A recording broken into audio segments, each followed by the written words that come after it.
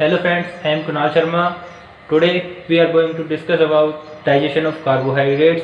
अब तक हमने जो हमारे डाइजेस्टिव सिस्टम के पार्ट्स होते हैं, एलिमेंट्री कैनाल और जो डाइजेस्टिव ग्लैंड्स होती हैं, उन सब के बारे में पढ़ा था कि उनके क्या क्या पार्ट्स होते हैं और वो क्या क्या फंक्शन परफॉर्म करते हैं. Now we are going to discuss about digestion of carbohydrates.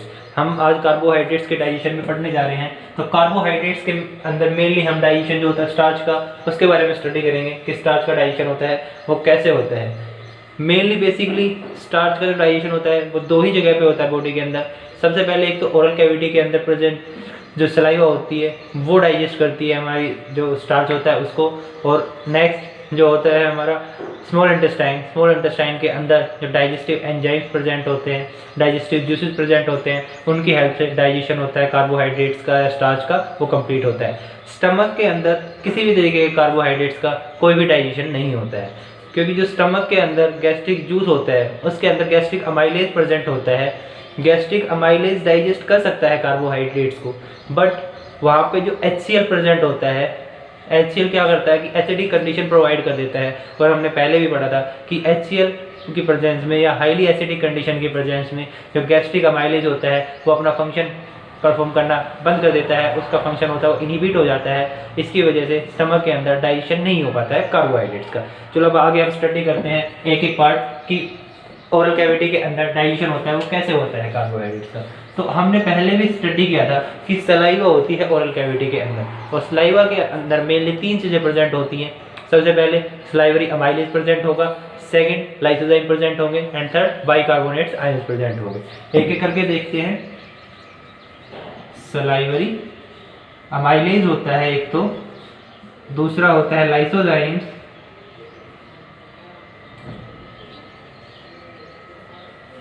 Third होता है बाइकार्बोनेट्स.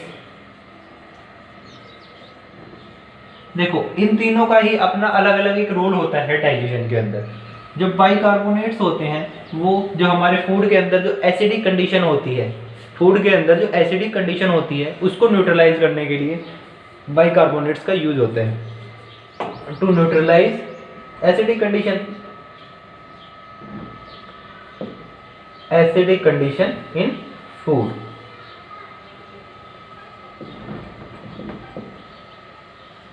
फूड के अंदर मेनली जो एसिडिक कंडीशन होगी उसको न्यूट्रलाइज करने का काम करते हैं हमारे बाइकार्बोनेट्स.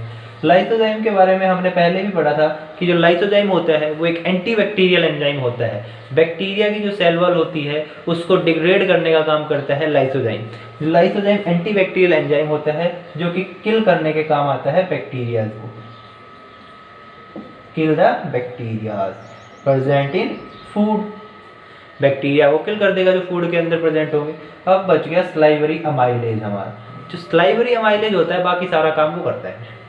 इन दोनों का सिर्फ इतना ही काम होता है और कोई काम नहीं होता है. अब बच गया हमारा स्लाइवरी अमाइलेज, वो सारा डाइजेशन जो होता है स्टार्च का उसको परफॉर्म करता है. सबसे पहले जो पॉलीसैकेराइड्स, मेनली हम पॉलीसैकेराइड्स लेके चलते हैं. और जो पॉलीसैकेराइड्स होते हैं वो क्या होते हैं? Starch is polysaccharide. उसको किस में कन्वर्ट कर देगा? कौन कन्वर्ट करेगा? Salivary amylase. ऐसे से रिप्रेजेंट कर रहा हूं मैं इसको कि स्लाइवरी अमाइलेज जो होता है पीएच रेंज किस पे वर्क करेगा? 6.8 के पीएच रेंज पे वर्क करेगा. और जो पॉलीसैकेराइड होते हैं उनको किस में कन्वर्ट कर देगा? डाइसैकेराइड में कन्वर्ट कर देगा. या फिर हम बोलते हैं कि जो हमारा पॉलीसैकेराइड होता है स्टार्च, उसको किस में कन्वर्ट करेगा? Maltose plus isomaltose plus alpha dextrin. इन सब चीजों में ये कन्वर्ट कर देगा हमारे स्टार्च को. तो यहाँ पे इतना ही डाइजेशन होता है, इतना ही पार्ट होता है डाइजेशन का, वो ओरल कैविटी में हो पाता है. ओरल कैविटी के बारे में हम एक बार फिर से डिस्कस करते हैं कि ओरल कैविटी के अंदर सलाइवा प्रेजेंट होती है. सलाइवा के अंदर तीन चीजें प्रेजेंट होती है, एक तो स्लाइवरी अमाइलेज, दूसरा लाइसोजाइम, और जो थर्ड वन होता है वो होता है बाइकार्बोनेट्स आयन. बाइकार्बोनेट्स आयन जो एसिडिक कंडीशन होती है हमारे फूड के अंदर उसको न्यूट्रलाइज करने के काम आते हैं. लाइसोजाइम होता है वो एंटीबैक्टीरियल एंजाइम होता है जो कि बैक्टीरिया वगैरह को किल करने के लिए यूज होता है, जो कि फूड के साथ कहीं बॉडी के अंदर नहीं चले जाएं. उसके बाद जो हमारा थर्ड होता है स्लाइवरी अमाइलेज.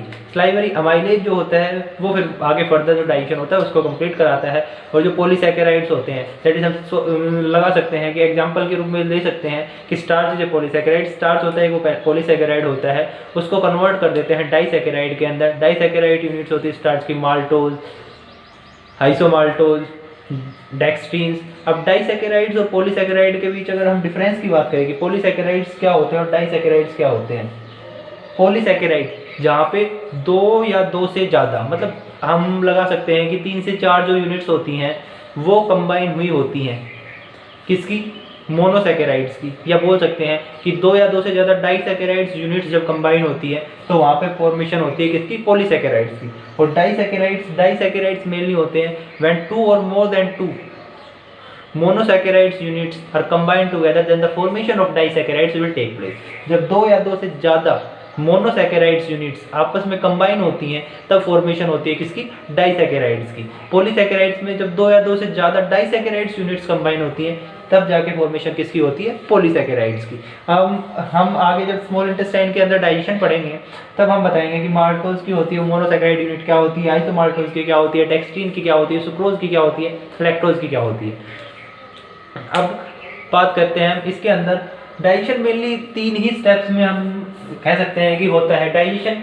मैंने बताया था कि जब हम स्टार्टिंग में जब डाइजेस्टिव सिस्टम के जब पार्ट पढ़ रहे थे तभी बताया था कि डाइजेस्टिव सिस्टम सबसे इंपॉर्टेंट पार्ट होता है ओरल कैविटी, उसके बाद आता है स्टमक एंड थर्ड पार्ट होता है स्मॉल इंटेस्टाइन, जहाँ तक डाइजेशन होता है वो कंप्लीट हो जाता है। तो सबसे पहला जो पार्ट था ओरल कैविटी, उसके अंदर डाइजेशन कैसे होता है वो सब हमने स्टडी कर लिया। अब जो सेकेंड पार्ट आता है स्टमक, सेकेंड पार्ट होता है स्टमक डाइजेस्टिव सिस्टम का, उसके अंदर डाइजेस्ट नहीं हो पाते हैं कार्बोहाइड्रेट्स, क्योंकि उसके अंदर डाइजेस्टिव एंजाइम्स तो होते हैं, गैस्ट्रिक अमाइलेज जो कि डाइजेस्टिव एंजाइम होता है, डाइजेस्ट कर सकता है कार्बोहाइड्रेट को, बट HCl जो होता है स्टमक के अंदर वो हाईली एसिडिक कंडीशन प्रोवाइड कर देता है, जिसकी वजह से जो गैस्ट्रिक अमाइलेज होता है उसका जो फंक्शन होता है वो इनहिबिट हो जाता है, बंद हो जाता है, जिसकी वजह से वो डाइजेस्ट नहीं कर पाता है हमारे कार्बोहाइड्रेट्स को। सो जो डाइजेशन होता है वो कार्बोहाइड्रेट्स का वो स्टमक के अंदर नहीं होता है। Now we are going to discuss about digestion of carbohydrates in small intestine. Small intestine के अंदर कार्बोहाइड्रेट्स का डाइजेशन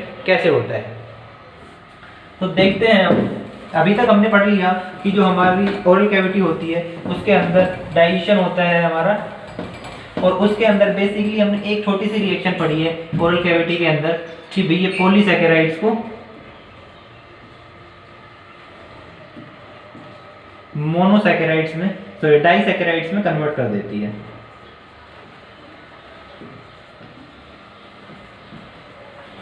अब बात करते हैं स्मॉल इंटेस्टाइन की। स्मॉल इंटेस्टाइन के अंदर मेनली 3 चीज़ें प्रेजेंट होती हैं। मैंने पहले ही बताई आपको कि एक तो पैनक्रियाज से जो पैनक्रियाटिक जूस आता है वो प्रेजेंट होता है, दूसरा बाइल जूस जो लीवर से आता है वो प्रेजेंट होता है, और तीसरा जो इंटेस्टाइन का खुद का इंटेस्टाइनल जूस होता है वो प्रेजेंट होता है। पैनक्रियाटिक जूस और बाइल जूस दोनों ही हिपैटोपैनक्रियाटिक डक्ट होती है, उसके थ्रू हिपैटोपैनक्रियाटिक एम्पुला तक आते हैं, और वहीं से वो जो हमारी ड्यूडिनम होती है स्मॉल इंटेस्टाइन का पार्ट उसमें आते हैं, उसमें पहुंचते हैं। ठीक है, तो बाइल जूस होता है उसका मेनली फंक्शन होता है इमल्सिफिकेशन ऑफ फैट, वो फैट के डाइजेशन में हेल्प करता है, उसका कार्बोहाइड्रेट्स के डाइजेशन में कोई भी रोल नहीं होता है। तो बच गए फिर सिर्फ 2, एक तो पैनक्रियाटिक जूस बच गया और दूसरा इंटेस्टाइनल जूस बच गया। उन दोनों का ही क्या होगा, रोल होगा फिर डाइजेशन में। अब पैनक्रियाटिक जूस के अंदर क्या होता है, पैनक्रियाटिक अमाइलेज प्रेजेंट होता है। जहाँ पे भी आपको अमाइलेज दिख जाए, अमाइलेज कहीं भी दिख जाए, आप समझ लेना वो कि किससे रिलेटेड है, और कार्बोहाइड्रेट्स के डाइजेशन से रिलेटेड है। सिर्फ ये सिंपल से ट्रिक है कि जहाँ पे अमाइलेज दिखेगा वो कार्बोहाइड्रेट से रिलेटेड मतलब डाइजेशन का हेल्प करेगा। अब उसके बाद इसमें पैनक्रियाटिक जूस में हमने बात की, पैनक्रियाटिक अमाइलेज होता है जो कि डाइजेशन में हेल्प करता है। उसके बाद जो हमारा आता है इंटेस्टाइनल जूस। इंटेस्टाइनल जूस के अंदर क्या होता है, इंटेस्टाइनल जूस के अंदर जो हमारी डाइसैकेराइड्स यूनिट्स होती हैं उनको ब्रेक डाउन करते हैं मोनोसैकेराइड यूनिट्स में। इंटेस्टाइनल जूस के अंदर वो एंजाइम्स प्रेजेंट होते हैं जो कि डाइसैकेराइड यूनिट्स को मोनोसैकेराइड यूनिट्स में कन्वर्ट कर देते हैं। तो अब डाइसैकेराइड यूनिट्स कौन कौन सी होती है हमारी, माल्टोज होती है, आइसोमाल्टोज होती है, अल्फा डेक्सट्रीन्स होती हैं, सुक्रोज होती हैं, लैक्टोज होती है। उन सबको जो डाइजेस्ट करेगा वो एंजाइम्स होंगे माल्टेज, आइसोमाल्टेज, लैक्टेज, सुक्रेज, डेक्स्ट्रिनेज। ये सब एंजाइम्स होते हैं जो डाइजेस्ट करते हैं और जो डाइसैकेराइड यूनिट्स हैं उनको मोनोसैकेराइड्स में कन्वर्ट करते हैं। अब देखते हैं कैसे क्या करते हैं। सबसे पहले मैंने इसका पार्ट बताया, एक तो होता है पैनक्रिएटिक जूस। जो पैनक्रिएटिक जूस होता है उसके अंदर प्रेजेंट होता है पैनक्रिएटिक अल्फा अमाइलेज बाइकार्बोनेट्स। जो फूड आएगा वो ओरल कैविटी से स्टमक के थ्रू होता हुआ ही स्मॉल इंटेस्टाइन में आएगा, तो उसमें क्या होता है कि स्टमक के अंदर कुछ एसिडिक कंडीशंस होती है, वो फूड के साथ मिक्स हो जाती है। एसिडिक इन्वायरमेंट होता है वो फूड के साथ मिक्स हो जाता है, जिसको न्यूट्रलाइज करने का काम कौन करता है? बाइकार्बोनेट्स, जो कि प्रेजेंट होते हैं पैनक्रिएटिक जूस के अंदर। अब बात करते हैं पैनक्रिएटिक अल्फा अमाइलेज। पैनक्रिएटिक जो अल्फा अमाइलेज होता है उसका भी सेम फंक्शन होता है। वो भी क्या फंक्शन परफॉर्म करता है? पॉलीसैकेराइड्स होते हैं उनको डाइसैकेराइड्स में कन्वर्ट करता है। पॉलीसैकेराइड्स को डाइसैकेराइड्स में जो कन्वर्ट करेगा वो काम कौन करेगा? Pancreatic alpha amylase. सेम है, वही काम करेगा जो कि सलाइवरी अमाइलेज हमारा काम कर रहा था। सलाइवरी अमाइलेज जो कि सलाइवा में प्रेजेंट था ओरल कैविटी के अंदर, वो ही सेम काम करता है पैनक्रिएटिक अल्फा अमाइलेज जो कि पैनक्रिएटिक जूस के अंदर प्रेजेंट होता है। अब जो सेकंड पार्ट होता है उसका वो होता है intestinal juice. Intestinal juice, intestinal juice mainly जो डाइसैकेराइड्स यूनिट्स होती हैं, हम इधर लिख भी सकते हैं आराम से। ये होता है डाइसैकेराइड्स, उसको किस में कन्वर्ट करेगा? मोनोसैकेराइड्स में। किसकी हेल्प से? एंजाइम्स की हेल्प से कन्वर्ट होगा ये सब चीजें। अब बात करते हैं डाइसैकेराइड यूनिट्स क्या क्या होती हैं। सबसे पहले हम बात करते हैं माल्टोज, आइसोमाल्टोज, आइसोमाल्टोज होगी, उसके बाद माल्टोज होगी, आइसोमाल्टोज होगी, और सुक्रोज, इधर लिख लेते हैं लैक्टोज या फिर अल्फा टेक्सटीन्स। इन सबको कन्वर्ट करेगा मोनोसैकेराइड्स के अंदर। जो माल्टोज को कन्वर्ट करता है, जो एंजाइम यूज होता है, उसको हम बोलते हैं माल्टेज। ये किसमें कन्वर्ट कर देगा माल्टोज को? ग्लूकोज प्लस ग्लूकोज, दो यूनिट्स होती हैं ग्लूकोज की, उनको उनमें कन्वर्ट कर देता है। Glucose is a monosaccharide, glucose होता है एक मोनोसैकेराइड होता है। उसके बाद बात करते हैं आइसोमाल्टोज। इसके अंदर जो यूज होता है वो होता है आइसोमाल्टेज। मतलब जो नाम है माल्टोज है तो माल्टेज, OSE हटा के, OSE भी पूरा मत हटाओ, सिर्फ O की जगह A ऐड करना है। O हटा दो और A ऐड कर दो, एंजाइम बन जाएगा वो। उसके बाद कोई भी एंजाइम हो, एंजाइम के पीछे हमेशा लास्ट में ASE आएगा। जहाँ पे ASE किसी भी वर्ड के पीछे आ रहा है उसका मतलब वो एंजाइम है। जैसे कि अल्फा अमाइलेज, अमाइलेज ASE आ रहा है लास्ट में, यहाँ पे लिखा था ASE आ रहा है, क्या होता है? एक एंजाइम होता है। माल्टेज एक एंजाइम होता है, आइसोमाल्टेज ASE आ रहा है, वो एक क्या होता है? एंजाइम होता है। तो सिर्फ इतना करना है कि यहाँ से O को रिमूव कर दो और A ऐड कर दो, वो एंजाइम बन जाएगा। ठीक है, यहाँ पे से फिर O को रिमूव कर दो, A ऐड कर दो, एंजाइम बन जाएगा। वो का वो यहाँ पे लिख सकते हो आप। फिर वो किसमें कन्वर्ट हो जाएगा? ग्लूकोज प्लस ग्लूकोज, सेम ही इसकी मोनोसैकेराइड यूनिट होती है माल्टोज और आइसोमाल्टोज की, उनमें कन्वर्ट कर देता है। अब बात करते हैं सुक्रोज को। इसमें क्या, ऐसे ही O हटा दो, A ऐड कर दो, कौन सा एंजाइम बन गया? सुक्रेज, सुक्रेज एंजाइम बन गया। वो किसमें कन्वर्ट करेगा इसको? वो कर देगा ग्लूकोज प्लस फ्रक्टोज, जो कि मोनोमेरिक यूनिट होती है, मोनोसैकेराइड्स यूनिट होती है, मोनोसैकेराइड्स होते हैं, उनमें कन्वर्ट कर देगा। उसके बाद बात करते हैं लैक्टोज की। लैक्टोज फिर O हटा दो, A ऐड कर दो, कौन सा एंजाइम बन गया? लैक्टेज बन गया। यहाँ पे ये किसमें कन्वर्ट कर देगा इसको? Glucose plus galactose. उसके बाद बात करते हैं डेक्सट्रीन्स। अल्फा डेक्सट्रीन्स होते हैं, इसमें क्या? डेक्सट्रीनेज, डेक्सट्रीनेज एक एंजाइम होता है, वो यूज होता है जो कि इसको किसमें कन्वर्ट कर देता है? ग्लूकोज के अंदर। तो अल्फा डेक्सट्रीन्स होते हैं वो ग्लूकोज के अंदर कन्वर्ट हो जाते हैं with the help of enzyme dextrinase. अब बात करते हैं हम, यहाँ पे एक छोटा सा क्वेश्चन आता है लैक्टोज। लैक्टोज जो होता है वो सिर्फ जो ह्यूमन इन्फेंट्स होते हैं उन्हीं के अंदर डाइजेस्ट हो पाता है, बाकी किसी भी के अंदर लैक्टोज होगा वो डाइजेस्ट नहीं हो पाता है। लैक्टोज सिर्फ ह्यूमन के जो बींग्स के जो इन्फेंट्स होते हैं उन्हीं के केस में सिर्फ डाइजेस्ट हो पाता है। जैसे जैसे एज बढ़ती जाती है लैक्टोज का डाइजेशन नहीं हो पाता है। तो उस सबको ट्रीट करने के लिए, उन सबको चेक करने के लिए कि भी अब लैक्टोज का डाइजेशन नहीं हो पा रहा है। अब जब सपोज करो लैक्टोज का डाइजेशन नहीं होगा तो हम जो हमारे मिल्क के अंदर जो लैक्टोज प्रेजेंट होता है वो बॉडी के अंदर जाएगा, उसका डाइजेशन नहीं हो पाएगा।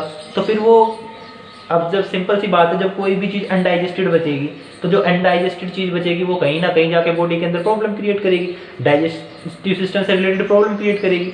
अब जो अनडाइजेस्टेड चीज़ बच गई वो डाइजेस्टिव सिस्टम से रिलेटेड क्या कर रही है, प्रॉब्लम क्रिएट्स कर रही है। उन प्रॉब्लम्स को ट्रीट कैसे हो, लैक्टोज का डाइजेशन कैसे हो, वो सब देखते हैं हम। तो लैक्टोज जो होता है वो डाइजेस्ट हो पाता है किस कंडीशन में, ओनली हम या तो मक्खन खाएं या फिर कर्ड, दही बोलते हैं हम, दही खाएं, जिसकी वजह से क्या होगा कि डाइजेशन होता है लैक्टोज का वो पॉसिबल हो जाता है। और वो जो कर्ड होते हैं या फिर जो मक्खन होता है वो जो हमारा लैक्टोज होता है उसको लैक्टिक एसिड में कन्वर्ट कर देता है, जिसकी वजह से वो डाइजेशन पॉसिबल हो पाता है। वरना अगर हम ऐसा नहीं हो पाता कि लैक्टोज अनडाइजेस्टेड बच जाता है तो उसकी वजह से डायरिया जैसी या फिर एसिडिटी वगैरह ये सब चीज़ें हो जाती हैं, जिससे डाइजेस्टिव रिलेटेड प्रॉब्लम्स क्रिएट हो जाती हैं और डाइजेशन होता है वो इनकम्प्लीट रह जाता है। तो उसको डाइजेस्ट करने के लिए हम योगर्ट या फिर कर्ड वगैरह खाते हैं, जिसकी वजह से वो लैक्टोज को लैक्टिक एसिड में कन्वर्ट कर देते हैं और डाइजेशन कंप्लीट हो जाता है। तो ये था हमारा डाइजेशन ऑफ कार्बोहाइड्रेट्स। हमने डाइजेशन ऑफ कार्बोहाइड्रेट्स आज कंप्लीट कर लिया है। अगले लेक्चर में हम पढ़ेंगे डाइजेशन ऑफ प्रोटीन्स, कि प्रोटीन्स का डाइजेशन होता है वो कैसे होता है।